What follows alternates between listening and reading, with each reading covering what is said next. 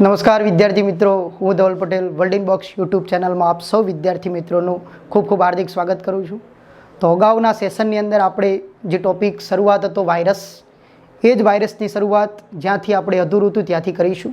તે પહેલાં પૂર્વે એક અગત્યની જાહેરાત 2022-23ની અંદર સ્પેશિયલ 2 બેચ શરૂ થઈ રહી છે। સ્પેશિયલ જનરલ પ્લસ તલાટી બેચ અને જીપીએસસી 1-2 બેચ, જેની બેચ શરૂ છે 28/4/2022ના રોજ સ્પેશિયલ જનરલ બેચની શરૂઆત થાય છે, જ્યારે 1-2-5/2022ના રોજ જીપીએસસી 1-2 બેચની શરૂઆત થાય છે। તો વધુ માહિતી માટે તમે 7575061818 ઉપર કોલ કરી શકો છો। તો વિદ્યાર્થી મિત્રો, હવે આપણે શરૂઆત કરી આપણા જે નેક્સ્ટ સેશનની અંદર, જ્યાંથી આપણો પોર્શન અધૂરો છે। તો આપણો જે વાયરસ વિશે શરૂઆત હતી, એ જ વાયરસની આપણે શરૂઆત કરીએ। તો એ વાયરસની અંદર આપણે શરૂઆતના વાયરસ જોઈ ચૂક્યા હતા આપણે, જેમ કે ડેન્ગ્યુ, ચિકનગુનિયા, ઝીકા, પ્લસ આપણે જોયું તો રિટ્રો વાયરસ કે જે એચઆઈ વાયરસ વિશે જોઈ ચૂક્યા હતા। ઓકે, તો બાકીના વાયરસની આજે આપણે અહીંયા શરૂઆત કરીએ છીએ। તો શરૂઆત કરીએ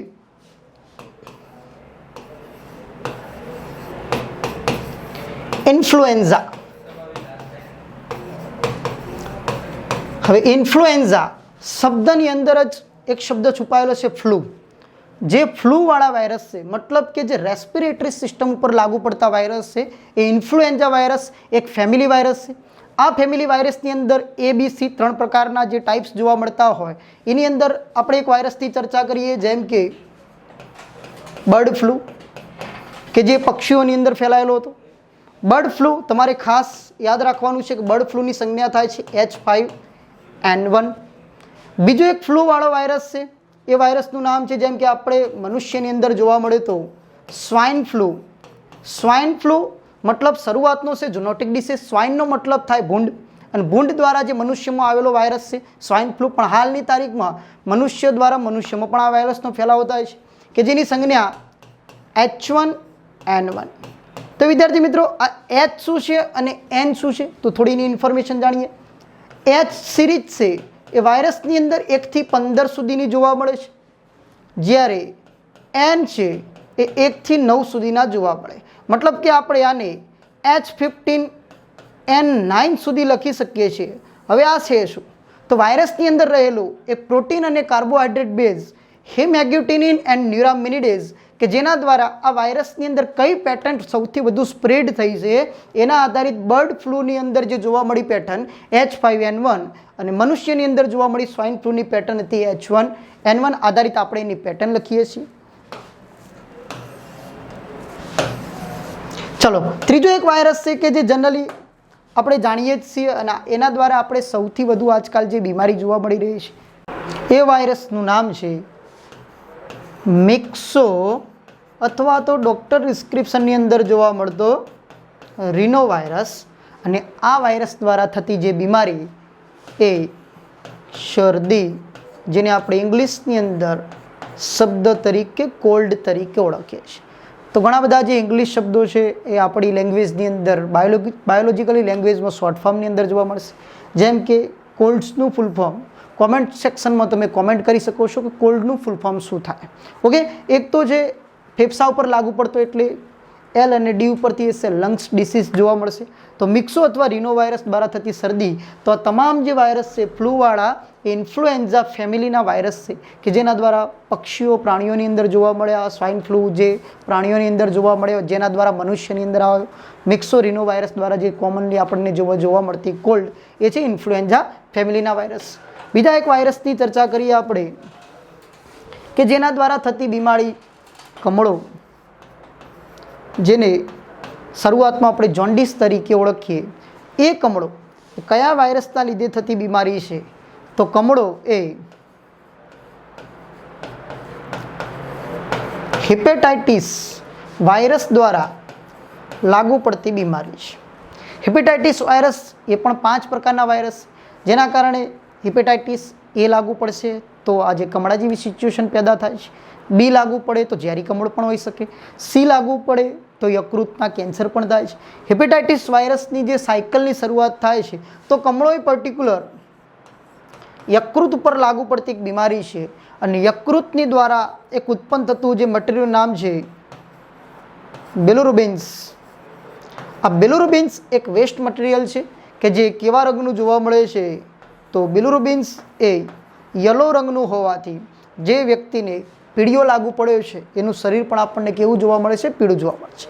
એક વેસ્ટ મટીરિયલ જે યકૃતમાંથી ઉત્પન્ન થતા એન્ઝાઇમ છે જે ના બનવો જોઈએ, પણ એ વાયરસ એ એન્ઝાઇમને બનાવે છે, એટલા કારણે એ રુધિરની અંદર ભળે છે, જે આપણા શરીરના મલ્ટિપલ ઓર્ગનને પણ ડેમેજ કરી શકે છે.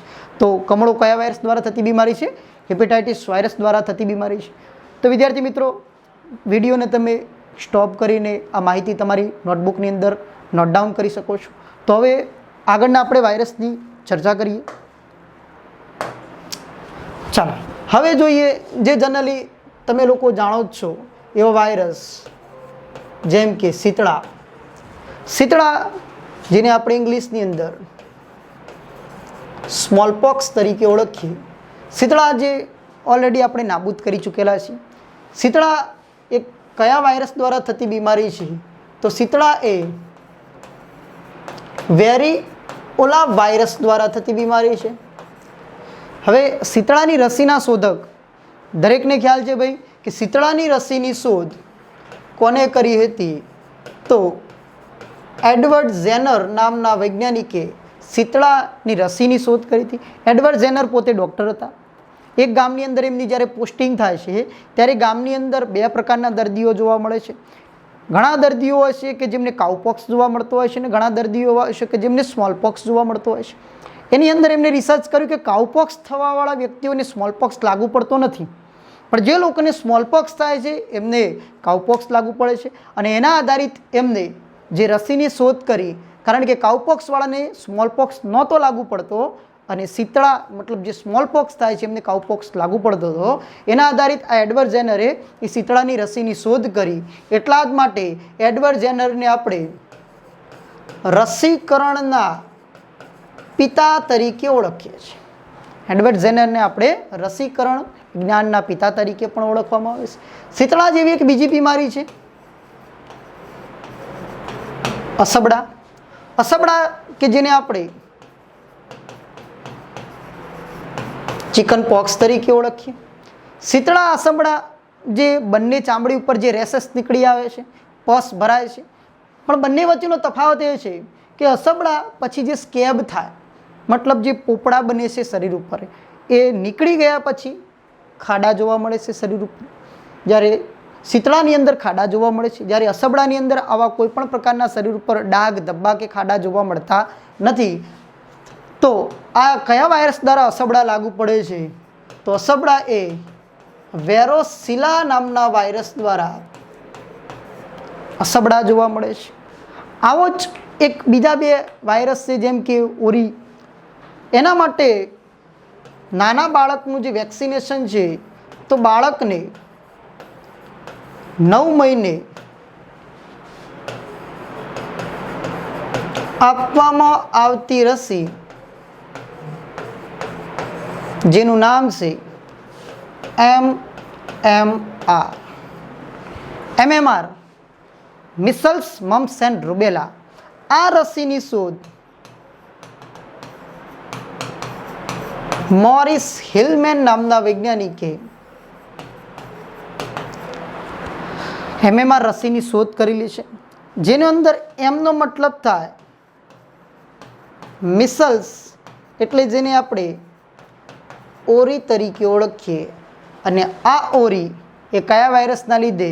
તો મોર્બેલી નામનો વાયરસ ના લીધે ઓરી લાગુ પડે છે. બીજો એમનો મતલબ થાય મમ્સ, કે જેને ગુજરાતીની અંદર આપણે ગાલ પચોડિયું તરીકે ઓળખીએ છીએ. આ ગાલ પચોડિયું એ પેરામિક્સો વાયરસ, કયા વાયરસ દ્વારા લાગુ પડે છે? પેરામિક્સો વાયરસ, કે જે રૂબેલા ફેમિલીનો એક વાયરસ છે પેરામિક્સો વાયરસ. કઈ ગ્રંથિ ઉપર લાગુ પડે?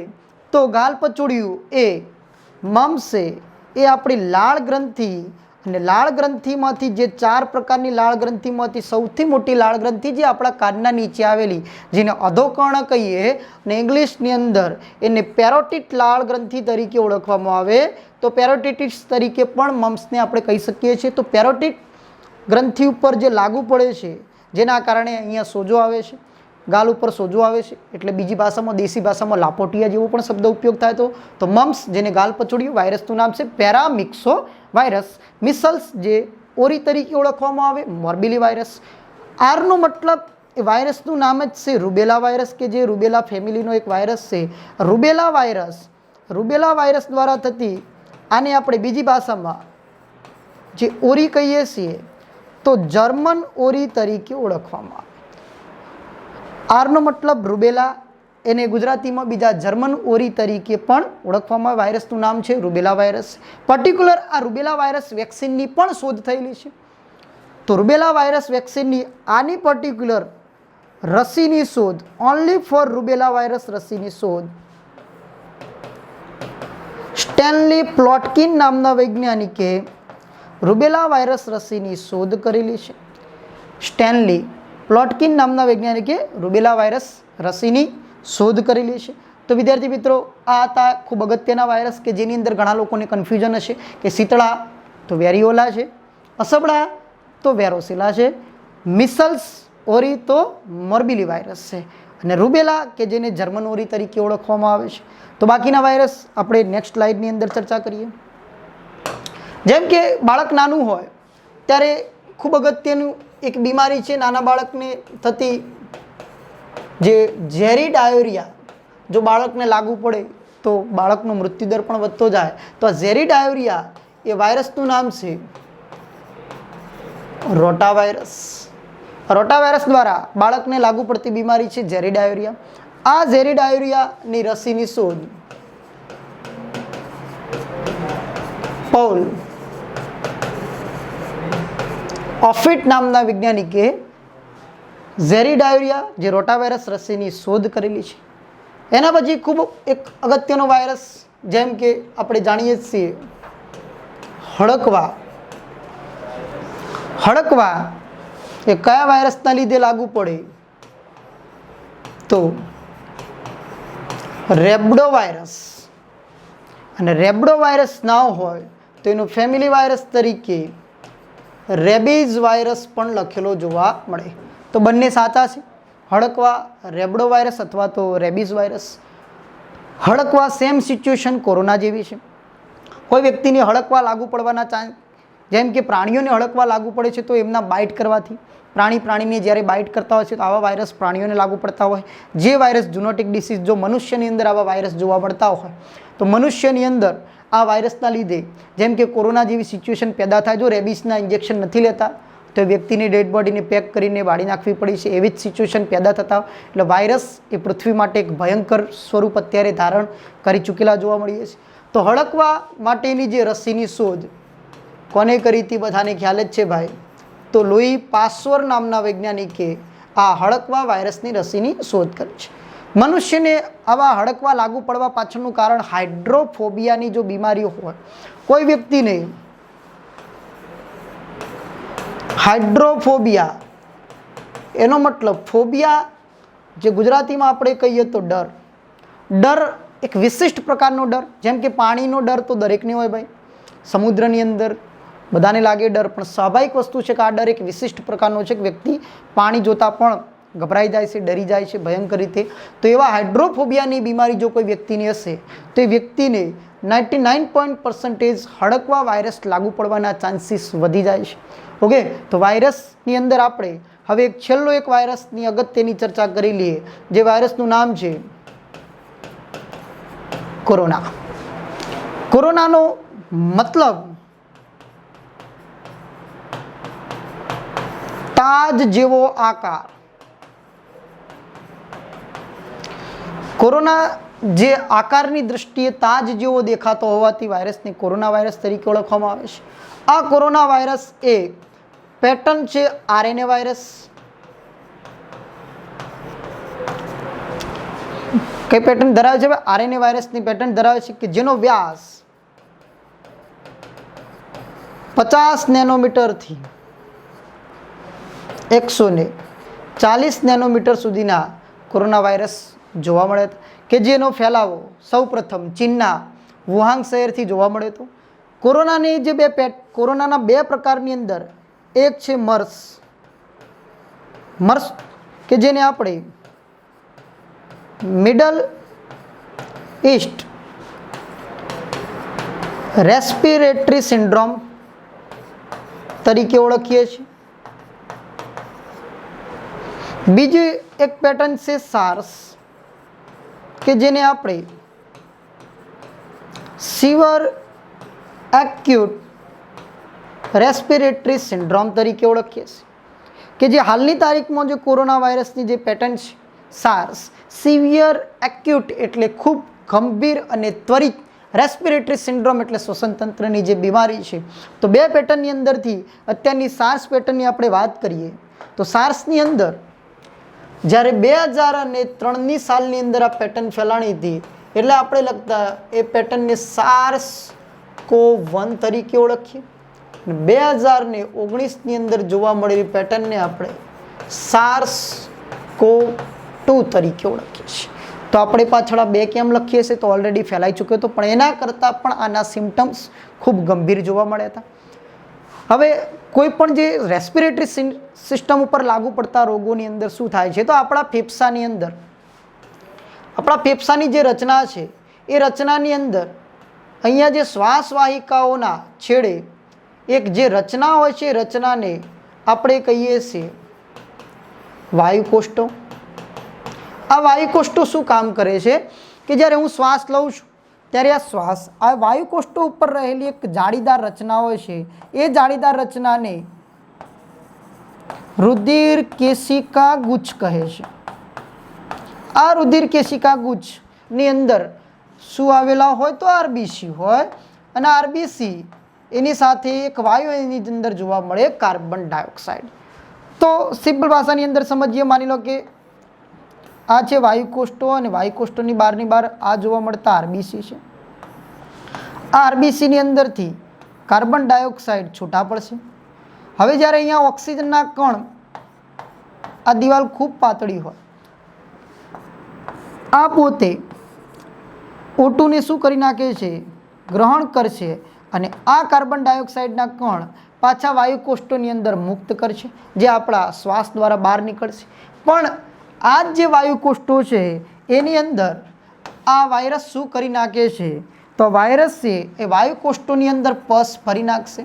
મતલબ આ પસના કારણે આની દિવાલ કેવી થઈ જાય છે, જાડી થઈ જાય છે, જેના કારણે ઓક્સિજન લેવલ શરીરનું કેવું થતું જાય છે, ઘટતું જાય છે. તો કોઈ પણ રેસ્પિરેટરી સિસ્ટમ ઉપર લાગુ પડતી બીમારીમાં જનરલી મુખ્યત્વે ભાગ ભજવે છે વાયુકોષ્ઠો. કયા ભાગ ભજવે છે? વાયુકોષ્ઠો. આગળ આવનારી જે બીમારીઓ છે આપણે બેક્ટેરિયાની અંદર ચર્ચા કરીશું. ટીબી અને ન્યુમોનિયા અને ટીબી વચ્ચેનો ભેદ પણ શું છે એની પણ આપણે વાત કરીશું. ઓકે, તો ચલો હવે શરૂઆત કરીએ જ્યાંથી આપણો ટોપિક છે.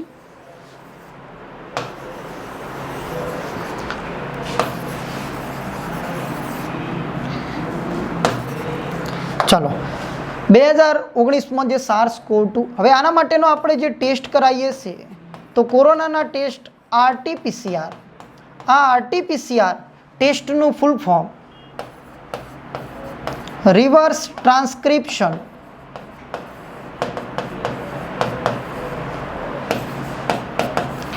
Polymer chain reaction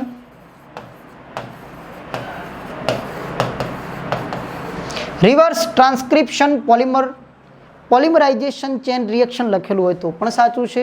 reverse transcript polymerize chain reaction RT-PCR.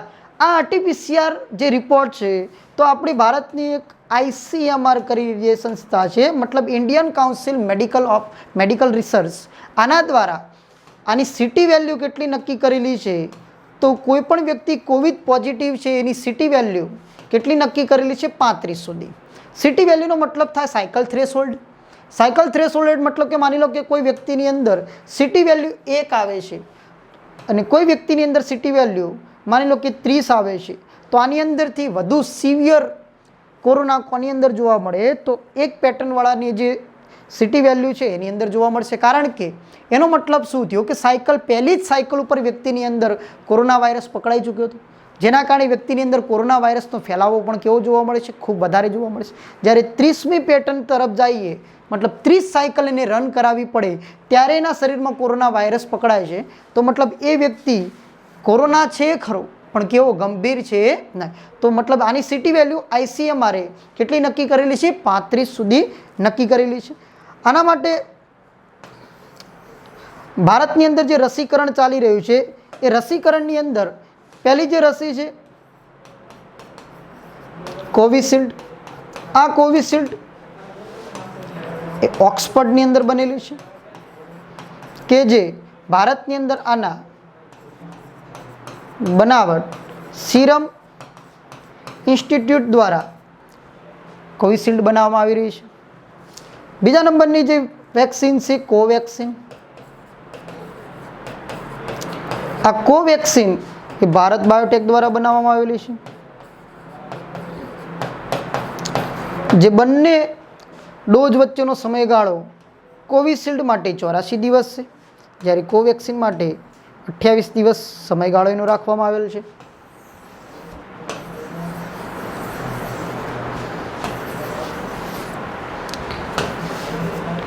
ચાલો હવે કોમેન્ટ બોક્સની અંદર કોમેન્ટ કરો ભાઈ કે કોવિશિલ્ડની અંદર કઈ પેટન્ટ આધારિત કોવિશિલ્ડ બનેલી છે. જેમ કે કોવેક્સિનની હું પેટન્ટ કહું છું, કોવેક્સિન છે એ ઇનએક્ટિવ વાયરસ આધારિત બનેલી છે.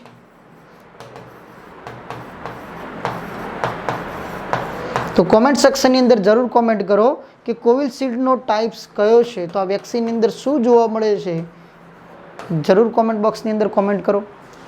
ચલો તો વિદ્યાર્થી મિત્રો, આ જે કોરોના વાયરસ છે એના માટેના જે કોવિશિલ્ડ અને કોવેક્સિનના જે ડોઝ છે એ ડોઝ કેટલા mlના હતા? તો 0.5 mlના જે ડોઝ જોવા મળતા. ઓકે, બાકીની હવે વાયરસની જે ઇન્ફોર્મેશન છે ભાઈ, ઓકે, તો કોમેન્ટ સેક્શનની અંદર કોમેન્ટ કરી શકો છો કે તમે કયા વાયરસ વિશે વિડીયો બનાવવા માગી રહ્યા છો. તો એ વાયરસ વિશે આપણે અગત્યના એવા વિડીયો બનાવીશું. બાકીના હવે જે નવો ટોપિકની આપણે શરૂઆત કરીએ, એ નવા ટોપિકની આપણે ચર્ચા કરીએ બેક્ટેરિયા.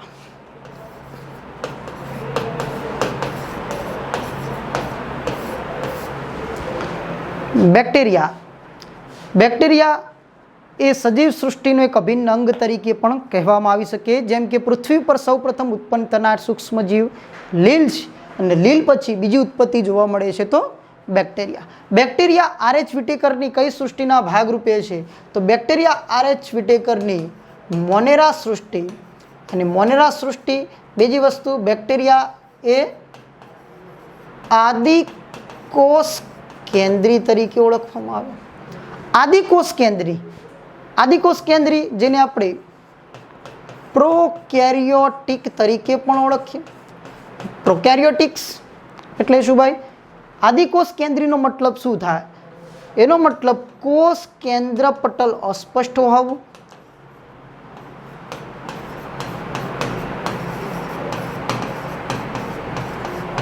મતલબ એનું કોષ કેન્દ્ર પટલ કેવું જોવા મળે છે? અસ્પષ્ટ રીતે જોવા મળે છે, સુવિકસિત નથી. મતલબ એની જે કોષીય અંગિકાઓના પણ પટલ સુવિકસિત હોતા નથી. આદિકોષ કેન્દ્રી કયા સૃષ્ટિના ભાગરૂપે છે? તો મોનેરા સૃષ્ટિના ભાગરૂપે છે. આ બેક્ટેરિયાની પિતા તરીકે કોને ઓળખવામાં આવે? તો બેક્ટેરિયાના પિતા તરીકે લ્યુવેનહોક, કે જેને સૌપ્રથમ ટીબીના બેક્ટેરિયા ફાઉન્ડ કર્યા હતા. બેક્ટેરિયોલોજીના આધુનિક પિતા તરીકે કોને ઓળખવામાં આવે? તો બેક્ટેરિયોલોજીના આધુનિક પિતા તરીકે રોબર્ટ કોચ નામના વૈજ્ઞાનિકે બેક્ટેરિયોલોજીના આધુનિક પિતા તરીકે ઓળખવામાં આવે છે. રોબર્ટ કોચે બેક્ટેરિયાનું સૌપ્રથમ કૃત્રિમ સંવર્ધનની શરૂઆત કોને કર્યું હતું? Robert Koch. એટલા માટે બેક્ટેરિયોલોજીના આધુનિક પિતા તરીકે રોબર્ટ કોચને ઓળખવામાં આવે છે. બેક્ટેરિયા શબ્દ એવું પ્રયોજન કરનાર સૌપ્રથમ વૈજ્ઞાનિક નામ હતું એરનબર્ગ. એરનબર્ગ નામના વૈજ્ઞાનિકે બેક્ટેરિયા એવું શબ્દનું સૌપ્રથમ પ્રયોજન કર્યું હતું. તો હવે ચર્ચા કરીએ બેક્ટેરિયા, કે જે આપણા પૃથ્વીના અભિન્ન ભાગરૂપે એક સારી પણ દ્રષ્ટિએ છે, બીજા ખરાબ છે. જેમ કે ઘણા લોકોને વરસાદ દ્વારા ઉત્પન્ન થતી માટીની જે સ્મેલ છે એ ખૂબ ગમતી હોય છે, તો એક્ટિનોમાયસિટીસ નામના બેક્ટેરિયા દ્વારા એ સ્મેલ આવે છે. ગુલાબમાંથી આવતી સુગંધ, મનુષ્યના પરસેવામાંથી આવતી દુર્ગંધ પણ બેક્ટેરિયા વગર આવી શકતી નથી. આપણા આંતરડાની અંદર આપણા ફેસ ઉપર બેક્ટેરિયા ક્યાં છે? તો અત્ર તત્ર સર્વત્ર એની ઉત્પત્તિ જોવા મળે છે. તો હવે આપણે અગત્યના બેક્ટેરિયાની ચર્ચા કરીએ. તો પહેલા બેક્ટેરિયા છે, જેમ કે આંતરડાની વાત કરીએ તો જેમ કે પ્રાણીઓ, એક્ઝામ્પલ તરીકે ગાય ભેંસ જેવા પ્રાણીઓના આંતરડામાં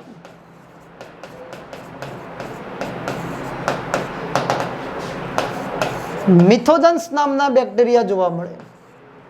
કયા બેક્ટેરિયા જોવા મળે છે મિત્રો?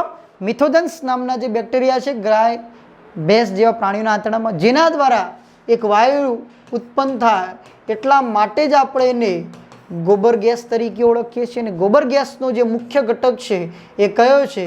તો ગોબર ગેસનો મુખ્ય ઘટક મિથેન, જેનું અણુસૂત્ર થાય CH4. તો મિથેન જે CH4 મિથોજન્સ બેક્ટેરિયાના લીધે જ ઉત્પન્ન થાય છે. મનુષ્યના આંતરડામાં કયા બેક્ટેરિયા જોવા મળે? તો મનુષ્યના આંતરડામાં ઈશ્વરેશિયો કોલાઈ, મતલબ ઈ કોલાઈ નામના બેક્ટેરિયા જે મનુષ્યના આંતરડાની અંદર જોવા મળે છે. ઘણા બેક્ટેરિયા છે, જેમ કે હમણાં કોન્સ્ટેબલ લેવલે પ્રશ્ન પૂછાયો હતો કે નાઇટ્રોજનનું જમીનમાં સ્થાપન બેક્ટેરિયા દ્વારા થાય છે. તો કયા બેક્ટેરિયા દ્વારા જનરલી નાઇટ્રોજનનું જમીનમાં સ્થાપન થાય છે?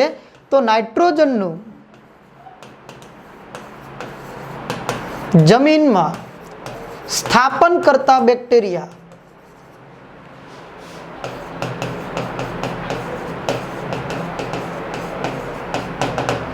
એઝેક્ટોબેક્ટર.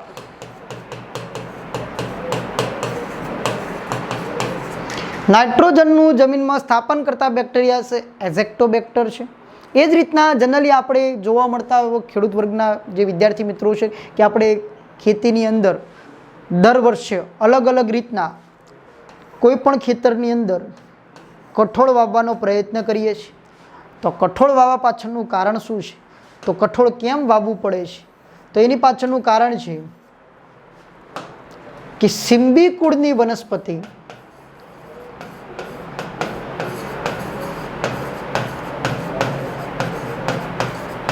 સિમ્બી કુળની વનસ્પતિના મૂળમાં કયા બેક્ટેરિયા જોવા મળે છે? તો રાઇઝોબિયમ નામના જે બેક્ટેરિયા છે, રાઇઝોબિયમ બેક્ટેરિયા એ જમીનની ફળદ્રુપતા વધારવામાં ખૂબ અગત્યનો ભાગ છે. એટલે બેક્ટેરિયા પૃથ્વીના ભાગરૂપે સારા પણ છે, તો બીજી દ્રષ્ટિએ જે આપણને બીમાર કરે છે એ ખરાબ પણ છે. તો સિમ્બી કુળની વનસ્પતિના મૂળની અંદર રાઇઝોબિયમ નામના બેક્ટેરિયા જોવા મળે છે. એ જ રીતના નાઇટ્રોજનનું સ્થાપન કરતા એઝેક્ટોબેક્ટર છે, તો જમીનની ફળદ્રુપતા ઘટાડતા પણ બેક્ટેરિયા છે. જમીનની ફળદ્રુપતા ઘટાડતા બેક્ટેરિયા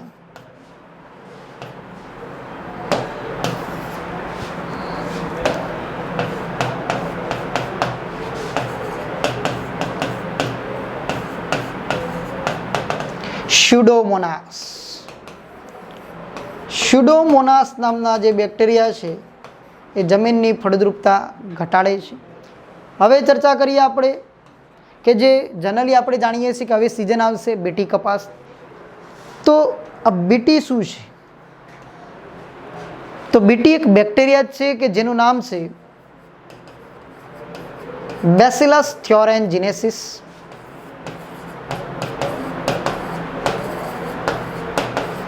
બેસિલસ થ્યોરેન્જીનેસિસ નામના જે બેક્ટેરિયા છે, અને આ બેક્ટેરિયાની શોધ કોને કરી હતી? તો અમેરિકાની જે કંપની છે મોન્સેન્ટો કંપની, મોન્સેન્ટો કંપની દ્વારા આ બેસિલસ થ્યોરેન્જીનેસિસ નામના જે બેક્ટેરિયાની શોધ થયેલી હતી. જેમ કે આપણી એન્ટીબોડી તો છે, પણ વનસ્પતિમાં આવી કોઈ પણ પ્રકારની એન્ટીબોડી ન હોવાના કારણે વનસ્પતિની અંદર જે બેક્ટેરિયા ઉમેરવામાં આવ્યા કપાસની અંદર, એ બેક્ટેરિયાનું નામ છે બેસિલસ થ્યોરેન્જીનેસિસ.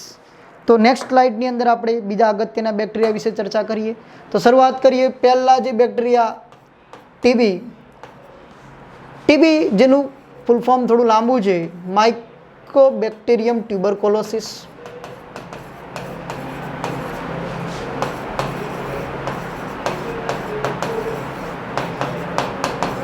તો માઇકોબેક્ટેરિયમ ટ્યુબરકોલોસિસ નામના બેક્ટેરિયાથી વ્યક્તિને ટીબી લાગુ પડે છે. ટીબી જેને ગુજરાતી શબ્દની અંદર આપણે ક્ષય તરીકે ઓળખીએ છીએ. ટીબી એ ફેફસાની પણ બીમારી છે. ટીબી મગજનો પણ થઈ શકે છે. મગજની અંદર પણ ટીબી ચાંદી પાડી શકે છે. ફેફસાના જે વાયુકોષ્ઠો છે એ વાયુકોષ્ઠોનું જે દિવાલ છે ખરાબ કરી નાખે છે, જેના કારણે વ્યક્તિની અંદરથી ફેફસામાંથી નીકળતો કફ એની અંદર બ્લડ જોવા મળે છે. તો આ ટીબીનું એક અગત્યનું લક્ષણ. ટીબીના બેક્ટેરિયા છે ક્રોનિક ડિસીઝ છે, એ ક્રોનિક ડિસીઝ તરીકે ઓળખવામાં આવે. મતલબ લોંગ ટર્મ સુધી, મતલબ કોઈ વ્યક્તિ દ્વારા વ્યક્તિની અંદર જો આ બેક્ટેરિયા ટ્રાન્સફર થયેલા હોય તો એ વ્યક્તિના ફેફસાની અંદર 1 વર્ષ 1.5 વર્ષ પછી એ વ્યક્તિને ટીબી લાગુ પડ્યો એવા લક્ષણ જોવા મળે છે. ટીબી દિવસ ક્યારે ઉજવવામાં આવે? તો ટીબી ડે 24 માર્ચના રોજ ટીબી દિવસ ઉજવવામાં આવે છે. આ ટીબી માટેના જે ટેસ્ટ છે અથવા તો ટીબી માટેની જે દવા પણ કહી શકીએ, એ દવા માટે જેમ કે નાનું બાળક હોય તો નાના બાળકના શરૂઆતના પહેલા મહિને જ આ ટીબીની જે રસી આપવામાં આવે છે એ નામ છે BCG,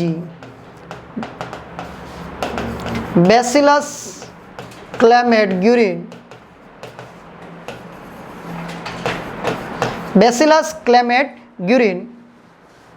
પુખ્ત વયનો કોઈ વ્યક્તિ હોય તો પુખ્ત વયની અંદર એ વ્યક્તિને જે સારવાર પદ્ધતિ છે એનું નામ છે ડોટ્સ પદ્ધતિ. ડોટ્સનું ફૂલ ફોર્મ થાય direct observe treatment short course તરીકે ઓળખવામાં આવે છે. તો ટીબી દિવસ ખાસ યાદ રાખજો. હમણાંની જે પરીક્ષાની અંદર કદાચ આવા દિવસો જોવા મળે છે, કારણ કે હમણાં જ રિસેન્ટલી જઈ ચૂકેલો છે. તો ટીબી દિવસ 24 માર્ચના રોજ કયા બેક્ટેરિયા દ્વારા? તો ટ્યુબરક્લોસિસના ફેફસા અને મગજ ઉપર લાગુ પડતા હોય છે. નાના બાળકને 1 મહિને જે રસી આપવામાં આવતી રસીનું નામ છે BCG, બેસિલસ ક્લેમેટ ગ્યુરિન. અને પુખ્ત વયની સારવાર માટેની પદ્ધતિનું નામ છે ડોટ સારવાર પદ્ધતિ. એના પછી આગળ ચર્ચા કરીએ તો હવે અગત્યના બીજા એક બેક્ટેરિયાની ચર્ચા કરીએ કે જેના દ્વારા થતી બીમારી લેપ્રોસી. લેપ્રોસી કે જેને આપણે ગુજરાતીમાં રક્તપિત્તના રોગ તરીકે પણ ઓળખવામાં આવે છે. તો લેપ્રોસી કયા બેક્ટેરિયા દ્વારા લાગુ પડે? તો શરૂઆતનું જે નામ છે માઇકોબેક્ટેરિયમ લેપ્રી. માઇકોબેક્ટેરિયમ લેપ્રી દ્વારા રક્તપિત્ત અથવા તો જેને આપણે લેપ્રોસી તરીકે ઓળખીએ છીએ. તો આના માટેનું ખાસ એક યાદ રાખવાનું છે કે આને બીજી ભાષામાં કુષ્ઠ રોગ તરીકે પણ ઓળખવામાં આવે છે. તો કુષ્ઠ નિવારણ દિવસ તરીકે કઈ તારીખે ઉજવવામાં આવે છે? તો જેને આપણે શહીદ દિવસ, ગાંધીજીનો નિર્વાણ દિવસ 30 જાન્યુઆરીના રોજ વર્લ્ડ લેપ્રોસી ડે તરીકે ઉજવવામાં આવે છે. તો આગળ નેક્સ્ટ સ્લાઇડમાં બીજા બેક્ટેરિયાની આપણે ચર્ચા કરીએ. જેમ કે થતી બીમારી કોલેરા. ચલો, કોલેરા એ કયા બેક્ટેરિયા દ્વારા લાગુ પડતી બીમારી છે? તો વિબ્રિયો કોલેરી નામના બેક્ટેરિયાથી કોલેરા નામની બીમારી. કોલેરા બીમારી એ પાચન તંત્રની બીમારી કહી શકાય, કારણ કે વ્યક્તિને જે ઝાડા ઉલટી જોવા મળે છે તો ઝાડા ઉલટી માટે ખૂબ એક સારી એવી દવા છે ટિનિડાઝોલ કરીને. કોલેરા, વિબ્રિયો કોલેરી. જેમ કે કોઈ રૂરલ એરિયામાં કોઈ વ્યક્તિ પોતાના મળમૂત્ર અથવા પ્રાણીઓ પોતાના મળમૂત્રનો બહાર ત્યાગ કરે છે, જેના કારણે ચોમાસાની સિઝનની અંદર આવા કોલેરા જેવી સિચ્યુએશન ફાટી નીકળે છે. એના પછી ટાઇફોઇડ, સાલ્મોનેલા, ટાઇફી નામના બેક્ટેરિયાથી ટાઇફોઇડ નામનો જે રોગ જોવા મળે છે. ટાઇફોઇડ એ આંતરડાનો રોગ કહી શકાય, આંતરડાની બીમારી કહી શકાય. ટાઇફોઇડના લીધે ખૂબ અગત્યનું યાદ રાખજો, યકૃત અને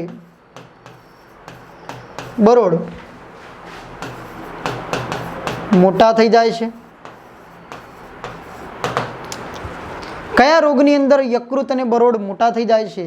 તો ટાઇફોઇડની અંદર યકૃત અને બરોડ મોટા થઈ જાય છે. ટાઇફોઇડને શરીરનો આંતરિક તાવ તરીકે પણ ઓળખવામાં આવે છે, ઇન્ટરનલ ફીવર. ટાઇફોઇડ એ જનરલી કોલેરા છે એ દૂષિત પાણી દ્વારા ફેલાતી બીમારી, જ્યારે ટાઇફોઇડ છે એ દૂષિત ખોરાક દ્વારા ફેલાતી બીમારી છે.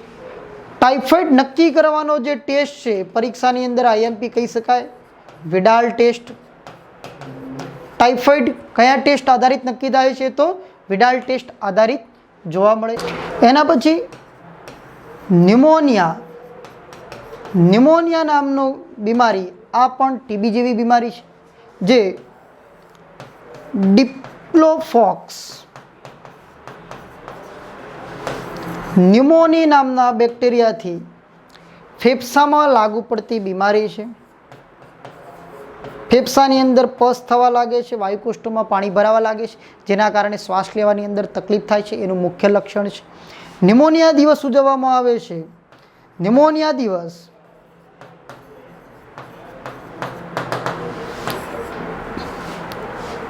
12 નવેમ્બર 12 નવેમ્બરના રોજ વર્લ્ડ ન્યુમોનિયા ડે તરીકે ઉજવવામાં આવે છે. તો બાકીના બેક્ટેરિયા નેક્સ્ટ સ્લાઇડની અંદર ચર્ચા કરીએ. હવે એક રસી છે કે જેને મિશન ઇન્દ્રધનુષ્યની અંદર પણ સામેલ કરી રસી, જેનું નામ છે ત્રિગુણી રસી. આ ત્રિગુણી રસી જેનું નામ છે DTP. D for diphtheria, T for tetanus and P for pertussis. Diphtheria જેના દ્વારા બાળકના ગળાની અંદર સોજો આવે છે, અંદર પેઇન થાય છે, ખોરાક પાણી ઉતારી શકતું નથી. તો ડિફ્થેરિયા કયા બેક્ટેરિયાના કારણે? કોરિન બેક્ટેરિયમ ડિફ્થેરીના કારણે ડિફ્થેરિયા લાગુ પડે છે. પીનો મતલબ થાય પર્ટુસિસ. પર્ટુસિસ જેને બીજી ભાષામાં કાળી ખાંસી અથવા તો ઉધરસ તરીકે પણ ઓળખીએ. તો હિમોકિલસ પર્ટુસિસ નામના બેક્ટેરિયાથી ઉધરસ અથવા તો કાળી ખાંસી લાગુ પડે છે. ટીનો મતલબ થાય ટીટેનસ કે જેને આપણે ધનુર તરીકે પણ ઓળખીએ છીએ. ધનુર એ સ્નાયુમાં લાગુ પડતી બીમારી છે જે ક્લોસ્ટ્રીડિયમ ટીટેની નામના બેક્ટેરિયાથી લાગુ પડે છે. ધનુર એ શાની અંદર લાગુ પડે? તો સ્નાયુઓ પર લાગુ પડે છે. એટલા જ માટે કોઈ પણ ઘા વાગ્યો હોય તો ડૉક્ટર હંમેશા ટીટી એટલે ટીટેનસ ટોક્સાઇડનું ઇન્જેક્શન આપે છે. ટીટેનસ ટોક્સોઇડનો મતલબ થાય પોઈઝન અથવા તો ઝેર. જેમ કે ઝેર અભ્યાસને ટોક્સોલોજી તરીકે ઓળખવામાં આવે, એ શબ્દો ઉપરથી યાદ રાખજો. ટોક્સોઇડ, ટીટી એટલે ટીટેનસ ટોક્સોઇડ તરીકે. મતલબ કોના બેક્ટેરિયા કોને મારી નાખવા માટેનું ઝેર છે? તો ટીટેનસને મારી નાખવા માટેનું ઝેર છે. તો આ હતી ત્રિગુણી રસી જે પેન્ટાવેલેન્ટમાં સામેલ કરી છે, જે 6 મહિને બાળકને આપવામાં આવે છે. આના પછી ચર્ચા કરીએ અગત્યના જે બેક્ટેરિયા છે. પ્લેગ 1994 સુરતની અંદર જે ફેલાયેલો રોગ છે પ્લેગ. અર્સેનિયા પેસ્ટિસ નામના બેક્ટેરિયાથી જે પ્લેગ ફેલાણો હતો સુરતની અંદર 1994 સાલની અંદર, કે જેનો ફેલાવો ઉંદર અને ચાંચણ દ્વારા કરવામાં આવ્યો હતો. પ્લેગને મનુષ્યની કાળી મૃત્યુ તરીકે અથવા તો બ્લેક ડેથ તરીકે પણ ઓળખવામાં આવે છે. તો બ્લેક ડેથ કેમ કહેવામાં આવે છે? કે વ્યક્તિની બોડી છે એ કાળી પડી જાય છે. ઓકે, જેના કારણે આ પ્લેગ છે, બેક્ટેરિયા છે અર્સેનિયા પેસ્ટિસ. હવે આના માટેની એક દવાની શોધ કરી હતી ત્રિભુવનદાસ ગજ્જરે. આ ત્રિભુવનદાસ ગજ્જરે જે પ્લેગ માટેની જે દવા છે જેનું નામ છે આયોડિન ટરક્લોરાઇડ,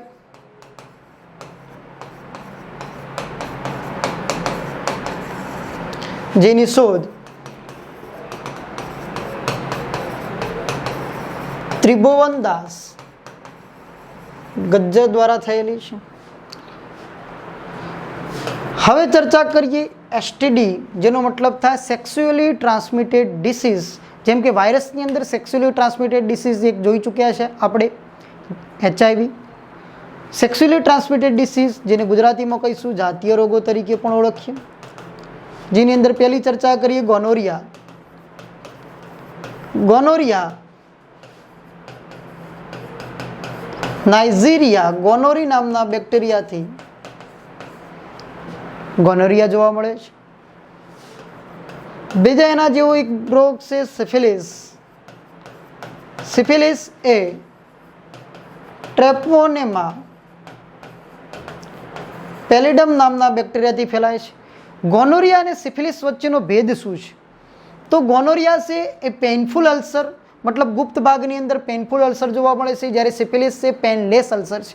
પ્રાઇમરી સિમ્ટમ્સની અંદર ગોનોરિયાની અંદર જે ચાંદીઓ પડે છે એ પીડાદાયક હોય છે, જ્યારે સિફિલિસની અંદર ચાંદીઓ કોઈ પણ પ્રકારનો દુખાવો જોવા મળતો નથી. આના માટે સિફિલિસ નક્કી કરવાનો જે ટેસ્ટ છે એ ટેસ્ટને કહીશું rapid card test. Rapid card test આધારિત કહી શકાય વ્યક્તિનો સિફિલિસ કેટલો સ્ટ્રોંગ છે. સિફિલિસના દર્દીને પેનિસિલિનના ઇન્જેક્શન આપવામાં આવે છે. અને પેનિસિલિન શું છે? તો સૌ પ્રથમ શોધાયેલી એન્ટીબાયોટિક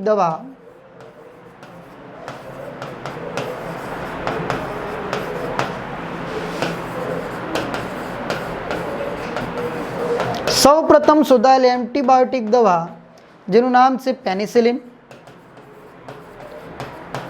જે પેનિસિલિયમ નામની ફૂગમાંથી બનાવવામાં આવે છે, જેની શોધ કરી હતી એલેક્ઝાન્ડર ફ્લેમિંગ નામના વૈજ્ઞાનિકે.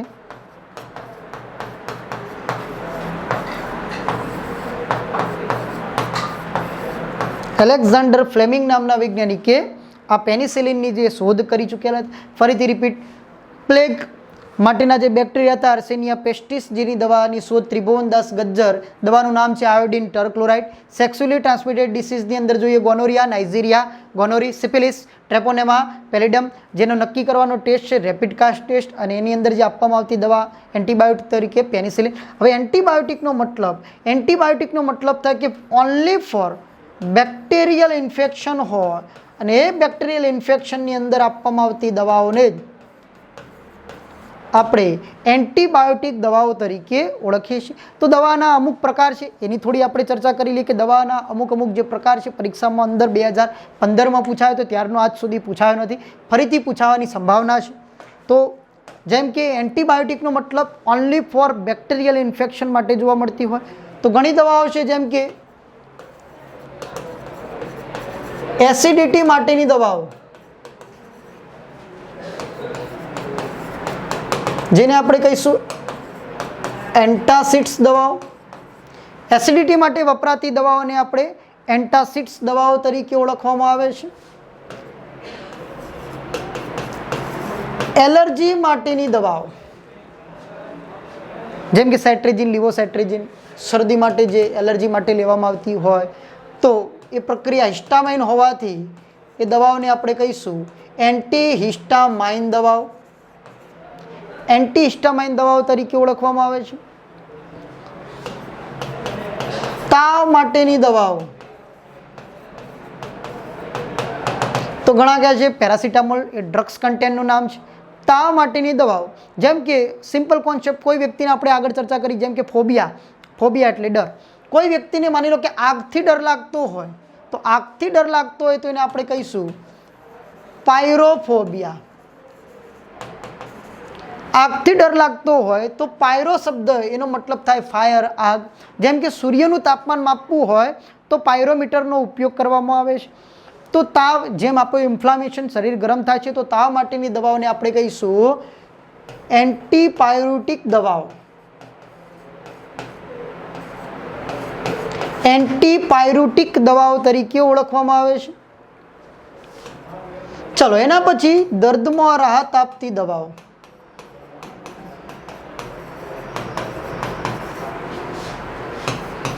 દર્દની અંદર રાહત આપતી દવાઓને કયા નામે ઓળખવામાં આવે તો ઘણાના મગજમાં થતું છે પેઇન કિલર.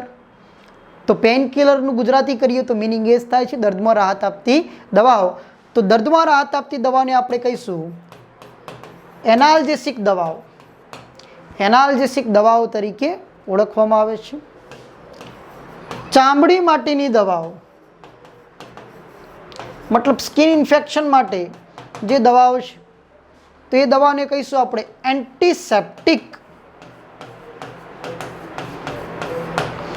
એન્ટીસેપ્ટિક તરીકે ઓળખવામાં આવે છે. ગર્ભ નિરોધક દવાઓ,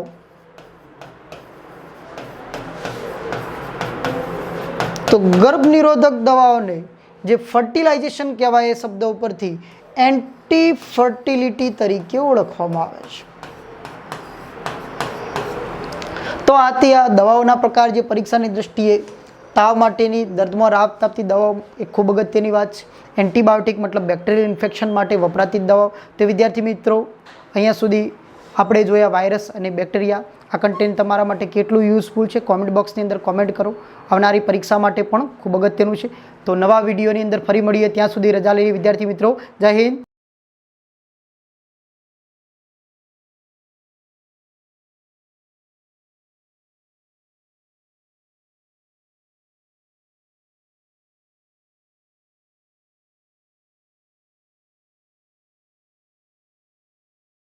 નક્કી થાય છે તો વિડાલ ટેસ્ટ આધારિત જોવા મળે છે.